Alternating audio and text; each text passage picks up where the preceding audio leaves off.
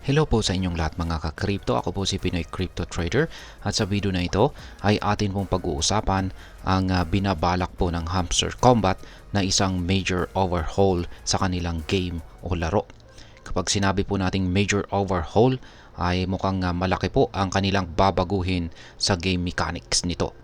Kaya ang update na ito ay naglalayong magbigay po ng mas maraming control sa mga players o manlalaro. Kaya kung interesado kang malaman kung paano po nila ito gagawin, ay yan po ang siyang ating pag-uusapan sa video na ito. Pero bago po tayo magpatuloy, ay nais ko lamang po munang bigyang linaw ang aking disclaimer kung saan ang nilalaman po ng video na ito ay hindi po ito isang financial advice.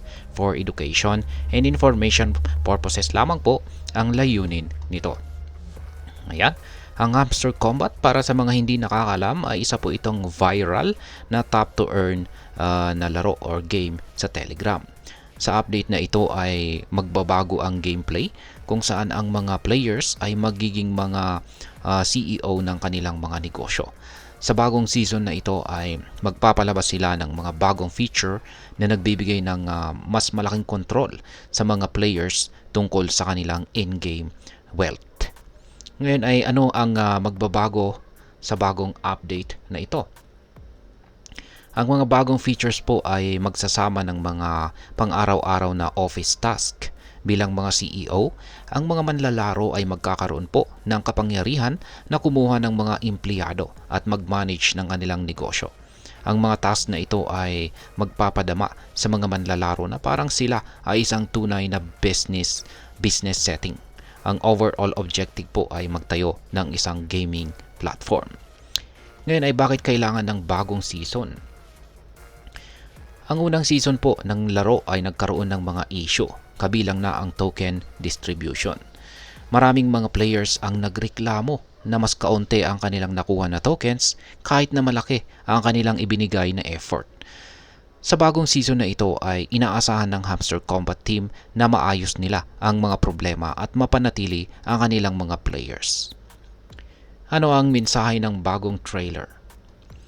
Ang bagong trailer na inilabas ng Hamster Combat ay nag-feature po ng isang hamster na nakasuot at ng maayos at nagtatanong sa mga users ng isang napaka-importanting tanong. Yan, yung kanyang sinabi ay, "Hey hamster family, did you really think that was it?" Yan. Ang tanong na ito ay nagpapakita ng kanilang commitment na magbigay ng mas magandang karanasan o experience sa mga players. Ngayon ay paano ipapakita ni Hamster Combat ang transparency sa token management?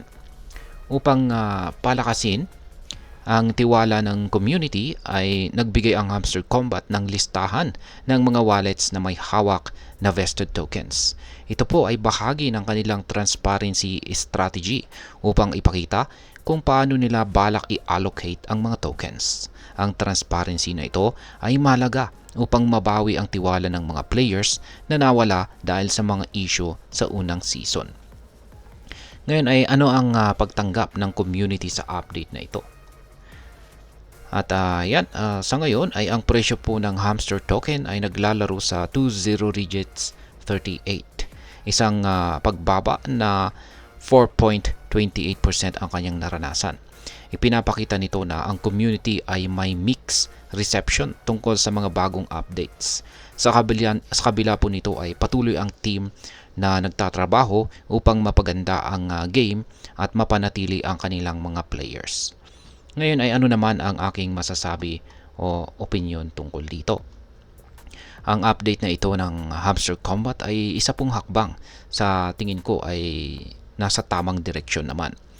Bagaman ay may mga hamon na kinakaharap, ang kanilang commitment na magbigay po ng mas magandang karanasan sa mga players o manlalaro at ang kanilang effort na maging transparent sa token management ay positibong hakbang.